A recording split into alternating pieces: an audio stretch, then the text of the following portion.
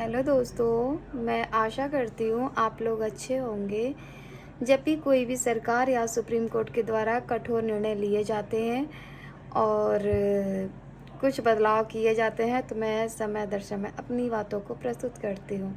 फ़िलहाल आज मैं अध्यापक रिक्रूटमेंट, टीचर्स रिक्रूटमेंट की जो चेंजिंग और फ़िलहाल जो सुप्रीम कोर्ट के निर्णय आए हैं मैं उन पे बातें कर रही हूँ। आप लोग को पता होगा 2018 में कर दिया गया अलाउड कि बीएड को भी क्या करना है और रखना है पीआरटी में। सीटेड फर्स्ट एंड सेकंड भी दे सकते हैं पेपर। और रिटेन जब पीआरटी की वैकेंसी आती है सीटेड क्लियर करने के बाद और पीआरटी वैकेंसी आती है, इसरो में आती है, AEES में आती है, KVS में आती है, रिटेन हो जाते हैं। यहाँ तक कि बीपीएससी जो टीचर वैकेंसी कर रहे हैं पीआरटी के लिए उसमें भी रिटेन हो जाते हैं। सुप्रीम कोर्ट के निर्णय आते हैं कि बीएड को बाहर करना है, ठीक है। और रिटेन में जो क्वालिफाई भी हो गए होते हैं कैंडिडेट उनको भी आउट कर दिया जाता है, क्योंकि डेट रखी जाती है कि सुप्रीम कोर्ट के निर्णय के बाद ही इंटरव्यू की डेट रखी जाएगी।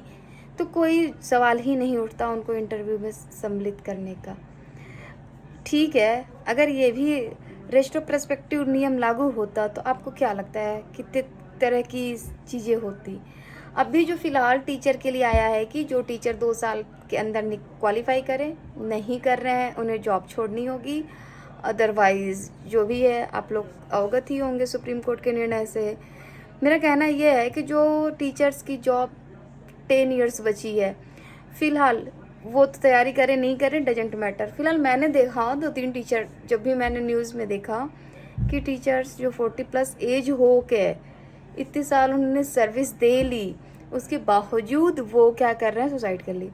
मेरा कहना ये नहीं है कि आप आईएएस की तैयारी करो तभी इंटेलिजेंट रहो, इमोशनल इंटेलिजेंट सब्जेक्ट को पढ़ो क्योंकि तुम इंटेलिजेंट हो, इसलिए इमोशनल इंटेलिजेंट सब्जेक्ट्स को अपने साथ एक अलग तौर पे डेली रूटीन में पढ़ो, क्योंकि वो तुम्हें हेल्प करेगा, इंडिविजुअली तौर पे ताकत देगा, ठीक, डील कराएगा सारी सिचुएशन से। अगर ये चीज़ें जो चल रही हैं समाज में, कई अध्यापक जो सुसाइड कर रहे हैं, क्या उनके सुसाइड करने में उन्हीं का रोल है।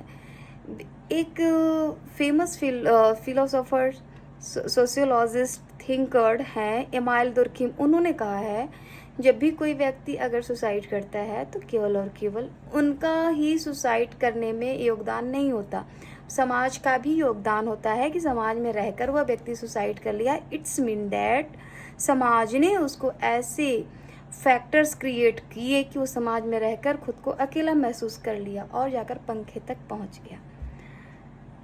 तो फिर क्या चल रहा है, जॉब देना है नहीं देना है, जो कर रहे हैं वो।